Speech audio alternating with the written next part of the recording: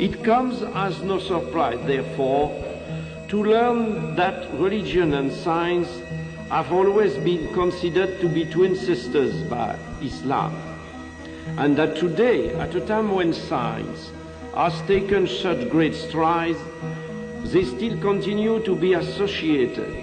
And furthermore, certain scientific data are used for the better understanding of the Quranic text.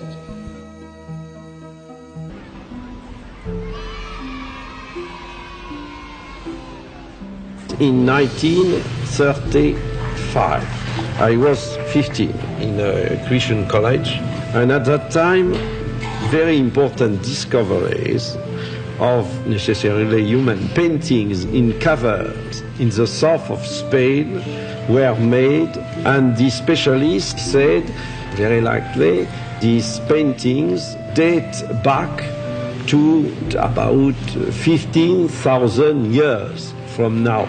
In my book of religious teachings, it was written that the first appearance of man on earth dated back to about 40 centuries before Jesus. I said to him, what is the credible? The father said me, no, please don't confuse two things. You have the science and you have religion. If there is something which is not in accordance, it's the religion who said the truth. But I told him that it is impossible. It's a well-established fact that the first appearance of man on earth cannot be evaluated to this time. It is impossible. We were educated, religion said something, and science said another thing. I said to myself, something is going wrong. In the Gospel of Luke, for example, you are between Adam and Jesus, 76 generations are mentioned. That is not possible. Exegetes in Christian or Jewish communities think that the religious teachings were inspired to the author of the Bible, but considering the things which are not religious teachings, it's a fact that they wrote according to the ideas, superstition, myth of their time. When I was at that time in approximately in the 40s, received Muslim patients in Paris, and when I had the opportunity to speak with many of them concerning their religion. For me, originally, I thought that the Quran was the work of a man. I took the decision to learn Arabic in Paris. I was 50 exactly at that time. The students are able to read the parts of the Quran which are not too much difficult, like most of the passages of Surah Al-Baqarah, for example, and at the same time, modern Arabic, like Al-Ayam min Taha Hussein, to compare the Arabic language of the Quran, Al-Fusha, with modern Arabic. That was an excellent thing for us to make a comparison and to feel that the language of the Quran was something without any comparison. When I finished my studies, thanks to God, I was in a position to read the Quran without any preconceived idea. At the beginning, without at all a belief in the fact that the Quran might be the word of God. I took notice of a lot of verses.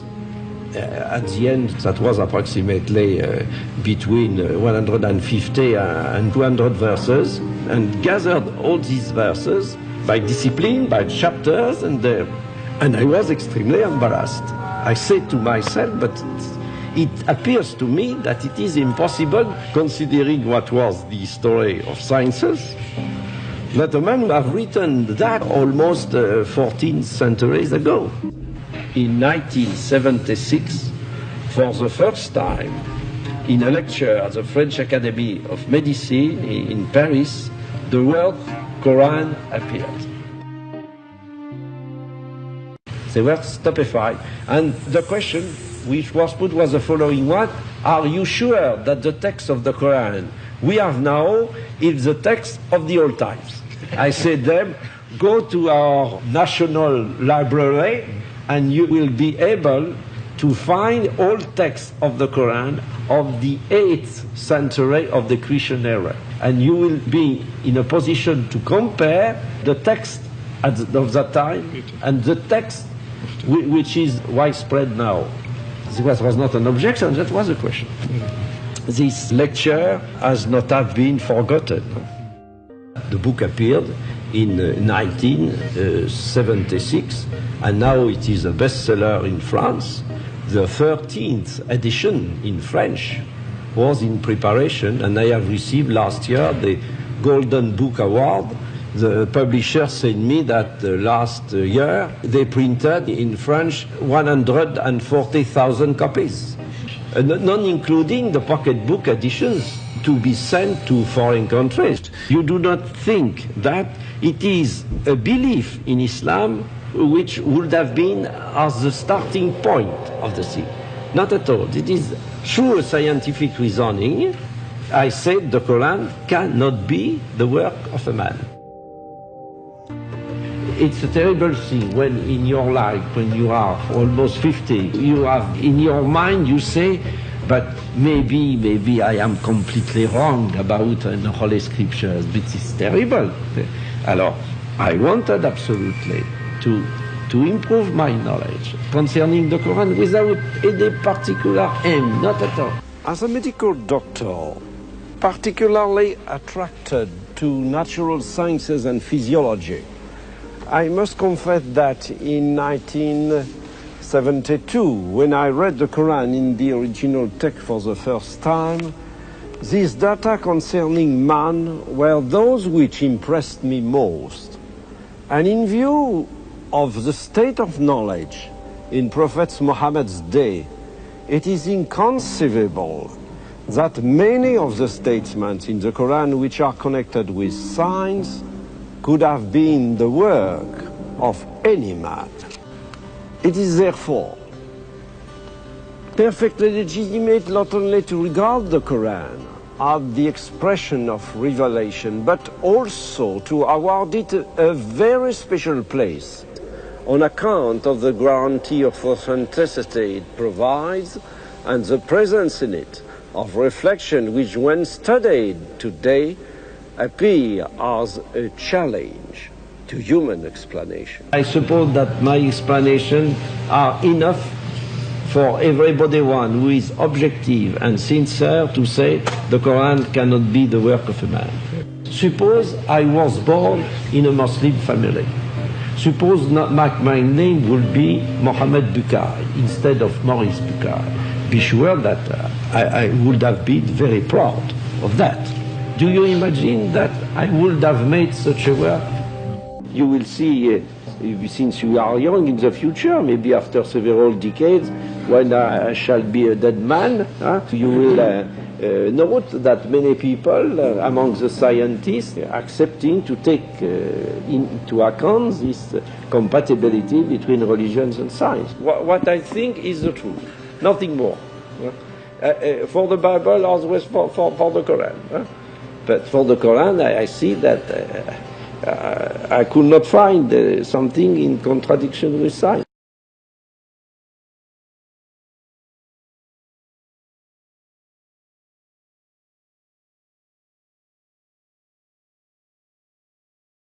Haman 6 times appeared in the Quran.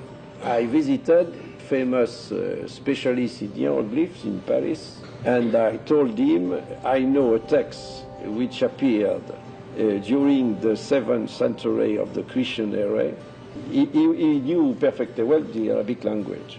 I wrote Haman before him, and he said me that is not possible, because the hieroglyphs were absolutely unknown between the 3rd century and the discovery of Champollion during the 19th century. It's not possible. I told him, yes, it's not possible, but maybe you will have another opinion when you will see this Arabic text. What it is, this text? I told him, I want to, at first, that you tell me the meaning of Haman in hieroglyph. I said, Haman is a family name of the New Kingdom, and if you consult to the library of the Collège de France, the famous dictionary of the family name of the New Kingdom by a German author whose name is Ranke, you might find Haman. And he said me, I do not remember exactly what was the profession of Haman, but the profession of Haman is indicated in this dictionary. I went to the library, and in the dictionary it was written, Haman, a director of the workers in quarries. That is to say, the man who was building with stones, of course, because at that time the great monuments were built with stone, not at all with wood. And so that you have in this dictionary of the hieroglyphic name the name of Haman, to whom the Pharaoh said, build a tower. And when I came back to this professor, this expert, and I said to him, have a look, and I opened the Quran before him, he was stupefied without any voice. I told him, like the Bible preserved the name of Ramesses, the Quran preserved the name of Haman. He was stupefied and he was without voice, and he said, maybe we might write something about that in the future, and unfortunately 6 months later he died.